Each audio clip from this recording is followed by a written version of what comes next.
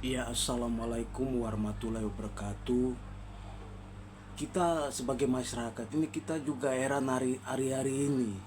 Ada sebuah kasus tentang ijazah palsu yang belum juga dituntaskan. Maksudnya dituntaskan artinya orang harus udah masuk ke pengadilan. Kok ini ditunda kemarin karena ada demo yang dahsyat dengan anarkis yang luar biasa di Jakarta itu, sehingga proses itu di Polda Metro Jaya sedang mengusut, sehingga kasus ini sepertinya dia gantung ke sana.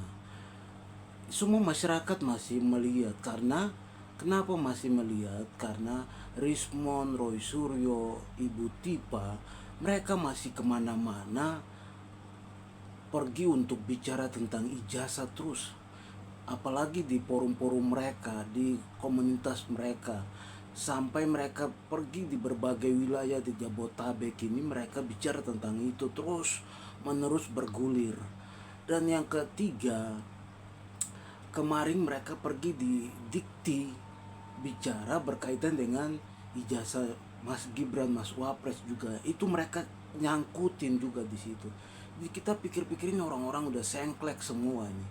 Kalau kita publik ikuti mereka juga, kita apakah jadi waras atau tidak waras? Tetapi dengan posisi ini kita melihat Pak Jokowi hari ini diangkat menjadi seorang penasihat ekonom Indonesia di dalam forum internasional, forum global.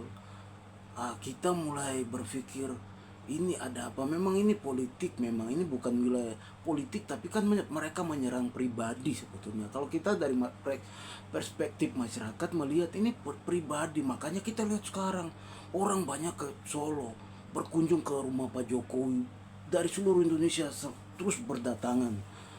Tak enti-entinya mereka datangin ke rumah Pak Jokowi di Solo. Ini saya melihat bahwa apakah ini rakyat sedang melawan intelektual, melawan orang-orang yang di Jakarta, karena narasi ini kan muncul di Jakarta dan mereka mendapat simpati dari rakyat di Indonesia yang menonton dari YouTube, melihat dari TV, dari TikTok, dari berbagai media sosial itu. Karena narasi ini dibangun di Jakarta, di Pulau Jawa, sehingga di luar Jawa itu kadang-kadang ada satu dua dari luar Jawa, tapi kan tidak bombardir seperti di Jakarta sini, sehingga kita mengamati wah ini luar biasa. Tapi alhamdulillah Pak Jokowi diangkat menjadi penasihat. Dari 22 orang itu Pak Jokowi termasuk di dalam penasihat ekonomi global. Ini kita salut, kita angkat tangan benar. Dia orang biasa, dia datang dari keluarga yang biasa lah seperti Anda dan saya dan kebanyakan orang yang hidup di Bantaran Kali. Dia pernah punya cerita diusir, digusur dari Bantaran Kali. Kedua orang tuanya bagaimana mbak mereka di masa remaja, di masa dewasa harus pergi dari Bantaran Kali di daerah Solo. Cerita itu menginspirasi banyak orang di negeri ini, tapi banyak orang juga yang masih sengklek seperti Rismon. Dan ini kita melihat ini kita udah peta-petakin dalam kelompok-kelompok ini. Jadi mereka ini memang bagian dari perusak Indonesia. Assalamualaikum warahmatullahi wabarakatuh.